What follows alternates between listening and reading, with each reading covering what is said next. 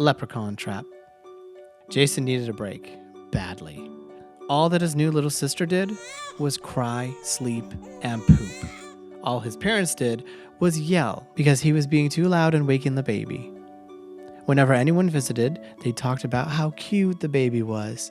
He didn't understand. What was so cute about a sleeping, screaming, pooping baby? So while his mother was trying to calm the baby, she had been crying for like 20 minutes, he half-heartedly yelled, "I'm going on a walk." His mother didn't seem to hear him, but just as he headed out the door, she said, "Oh, if you're going on a walk, take Brawny with you." As soon as his mother said walk, the dog was on his feet and trotting for the door. Jason rolled his eyes. It wasn't that Brawny was a bad walker. He was actually really well behaved. But this is all his mom did.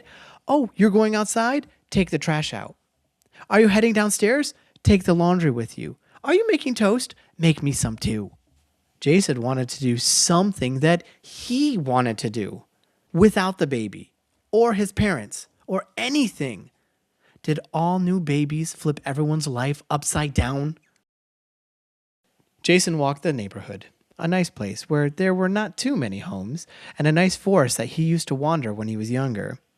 It was the place where he battled monsters and discovered buried treasure. It was a fun place, but Jason was too upset to find any fun about anything at the moment. He was so fed up that he begrudgingly began heading home, but something in the forest made him stop. It was a scream. He and Brawny shared a look. "You heard that too?" he asked the dog. Brawny's ears perked up, and he faced the forest. There it was again. Someone needed help. Jason and Brawny rushed in, and as he dodged trees, branches, and bushes, he couldn't help but smile. Maybe an adventure without that baby was just what he needed. Another scream rang out. Someone was in trouble, all right. It was like nothing Jason had ever heard before. He and Brawny sped up. They broke through a thicket and discovered the source of the screaming. Underneath a fallen tree branch was a very small person with a flame of red hair that stood on end and wrapped down around his chin. He wore a torn, dirty green suit. His top hat was lying just out of reach. The man's small hands groped for it. Jason rubbed his eyes, once, then twice. It was a leprechaun. Brawny whimpered, his ears and hackles raised. The small leprechaun struggled and then finally noticed Jason and Brawny. His small black eyes were full of sadness. Jason's brain finally started working again, and he ran to help. "I'm sorry," he said. He picked up the branch that was surprisingly light and threw it off the path. "Are you all right?" he asked. The leprechaun took a few deep breaths. "Do you even understand me?" Of course I do. I'm not daft. "Oh, I didn't mean..." Oh, no, I'm sorry. I've been trapped under that branch for days now. "Days?" Jason asked.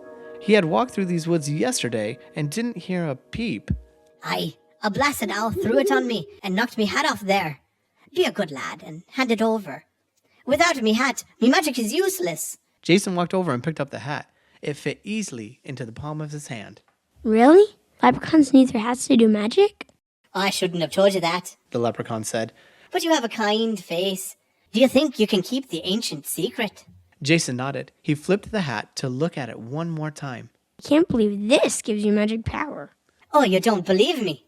The leprechaun jumped up and landed in Jason's hand. He snatched the top hat and placed it on his head. I'll prove it to you. The last thing Jason wanted was to offend the leprechaun. "Oh, no, I didn't mean..." Jason started, but the small man spoke some gobbledygook and threw out his hand. Something flew out like sparks, startling Brawny from his restfulness. The dog whimpered and tripped over his own legs, trying to get away. When he fell, the glittering thing hit him in the face. Brawny sneezed. "Brawny! Jason said. What'd you do to him?" He cried to the little man standing in his hand while the dog sneezed a second and third time. Oh, you'll see. The leprechaun grinned. Brawny sneezed so many times that Jason was afraid that the dog would sneeze himself to death. But finally it all stopped, and the dog sighed and wagged his tail. "Are you all right, boy?" Jason asked. "I'm all right, good fellow, but all that sneezing business was quite dreadful," Brawny said. Jason almost fell over. What did you just talk?" "Well, of course not, dear fellow. I'm a dog. Where did you come up with that preposterous idea?" Brawny snapped his mouth shut, and his eyes went wide. "You did did talk. See? No, I can't see myself, silly boy. However, I do hear myself. I must say, well done, old chap, Brawny said to the leprechaun and bowed the only way a dog can, sort of stretching his front paws out as far as they can go and lowering his head so his butt was in the air. Jason brought the leprechaun closer to his face. That is amazing. Will it last forever? Ah, no. Me magic almost always wears off. The leprechaun shrugged. Jason shook his head. It's the most amazing thing I've ever seen.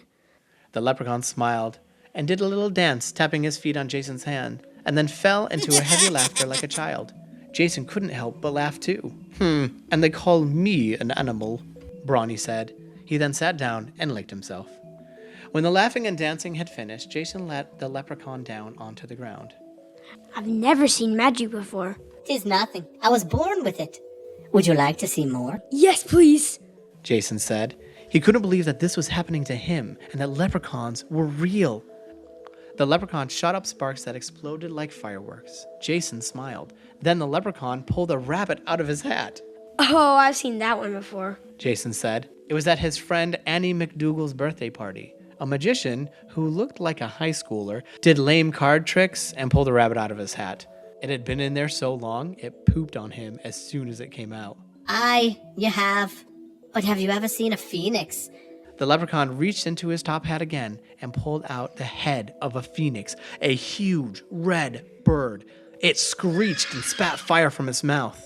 Jason fell onto the ground. Before the giant bird got out of the hat, the leprechaun pushed its head back down into the darkness, laughing the whole time, like he hadn't a care in the world. You want to play a game? The leprechaun asked after the forest and Jason had calmed. Jason was having such a good time, he answered right away with an emphatic, Yes! Brawny, who had decided it would only be proper to nap in the middle of the woods while these two played, lifted his head. Something in the leprechaun's tone grabbed his attention. How about we make it a wee bit interesting? What do you mean? How about we play for keeps, like, if I win, I get your hat? Jason frowned. His dad had given him this hat the day he brought him to his first football game. Well...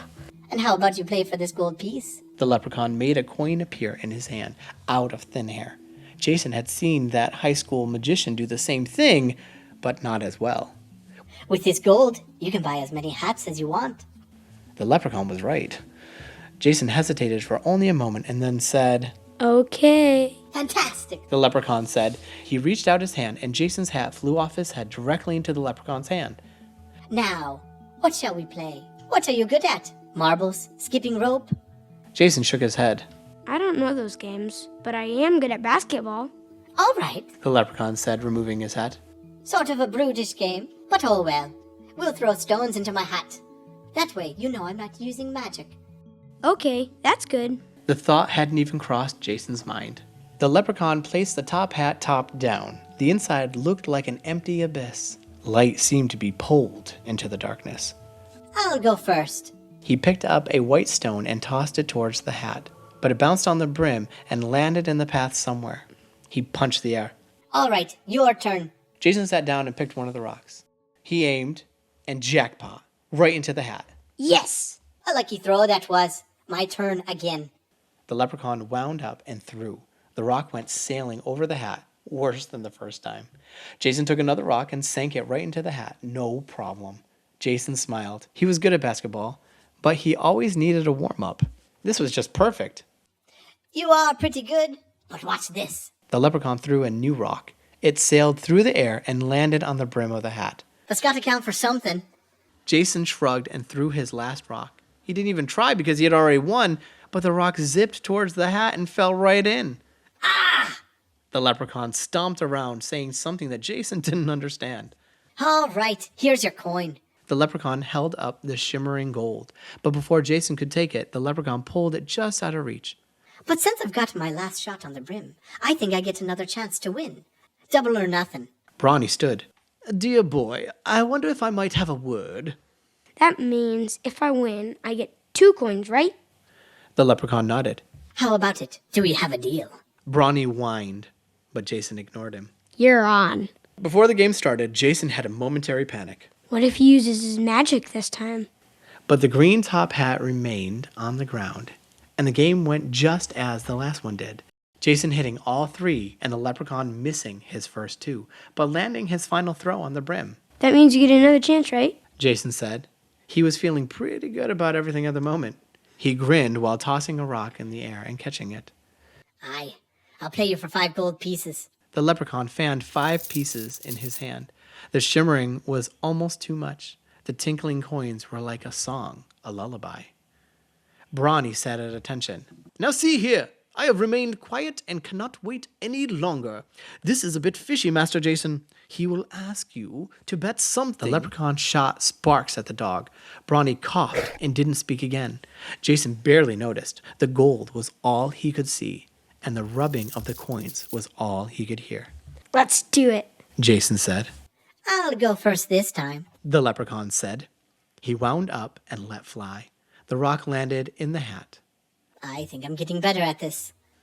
Jason smiled. The way he was playing, there was no way he could lose. He threw his rock, and it missed the hat completely. His first miss. He shrugged it off, but then the leprechaun sank another rock. That's 2, boyo. Jason cleared his throat. A little bit of sweat dotted his forehead. He wound up and missed. The leprechaun laughed. We all lose our luck at some point. He threw the rock without looking, and it fell into the darkness of the hat. 3 in a row. How did this happen? The leprechaun was so bad. You tricked me. Jason said. The leprechaun grinned. I just got lucky. He laughed, but it was not the childlike laugh as before. Now it was a mean, hurtful chortle. No, that can't be. You used your magic. The leprechaun frowned. He didn't look young and kind. He looked old and vicious. Are you saying I cheated? The change in the leprechaun frightened Jason. He looked away to Brawny. The dog whimpered. Besides, what is cheating? We never went over the rules. He laughed a mirthless laugh again. Now, it's time to pay. Jason took off his hat and held it out. The bet was double or nothing. Twice. So I get me coins back. Do you have 2 hats? Not with me. Jason said. His stomach tightened, and he felt ill. That's too bad. Then I get to choose whatever I want. And I choose your little sister. Jason couldn't breathe. How could he even ask such a thing? No, I can't. How'd you even know? I can smell her all over you. The leprechaun's face softened. You don't really want her, do you? All the screaming and crying, everyone pays attention to her. If she were to disappear, life would go back to how it was. Jason didn't protest. It sounded like what he wanted, but it felt wrong. Is this what he wanted? Did he want a life without his sister? A life without the diapers, the screaming, sounded great. But what about when she laughed or smiled? Or when she grabbed his finger? He couldn't believe how someone so small and helpless could be so strong. No. Jason said, embarrassed that it took him so long to decide. Then I'll take you. The leprechaun stepped forward. Wait. Jason said. I still have 1 stone left. He held up the white rock. If I get it on the flap, I get a do-over, just like you did. The leprechaun growled. Fine. Throw the rock. Jason faced the hat and took a deep breath. He had no plan, but he needed to do something. Then it came to him. He wound up and tossed the rock. It flew through the air in what seemed like slow motion. The leprechaun's eyes watched the stone. It fell down, down, down. The leprechaun moved his hand, and the rock veered off course. Jason darted forward as soon as the rock crashed to the ground and snatched the hat. Now, what are you going to do with that? Keep you from using magic. Jason said. But as he said it, he knew he was wrong. You still think me power comes from me hat? The leprechaun laughed. I don't need a hat or anything. I am magic. Me hat is more like a backpack. A whisper of a screech came from inside the hat. Jason had an idea. Not knowing what was inside, he reached his hand in. The leprechaun raised an eyebrow. What are you going to do? Pull the rabbit out? Jason felt the feathers and pulled. The red phoenix burst out of the hat. The cry from the bird shook the world. The leprechaun fell backwards. His eyes were wide. He was scared. Jason fell to the ground too, and Brawny ran to his side. The bird soared through the sky, spraying fire everywhere. No! What have you done? The leprechaun jumped up and ran for Jason, his eyes burning and his teeth bared. Just before he reached him, the phoenix swooped in and snagged the leprechaun's jacket. The little man groped towards Jason as he was carried away, but could only reach his hat. I say we're even. Jason said, already missing his favorite hat. The leprechaun screamed and disappeared in the claws of the phoenix. Jason walked home a little slower, patting Brawny's head. When he got home, he asked to hold his baby sister. While he held her, she grabbed his hand and cooed. He was happy she was around. I'll never let anything happen to you. He whispered in her ear. She giggled. Well, don't you two seem happy? What are you saying to her? His mother asked with a smile. Oh, nothing. He leaned closer to his sister and whispered. Just a promise. The end. If you made it this far, you've made it to the end, and I thank you very much. I hope that you really enjoyed it. And if you did, and you haven't already, please like the video.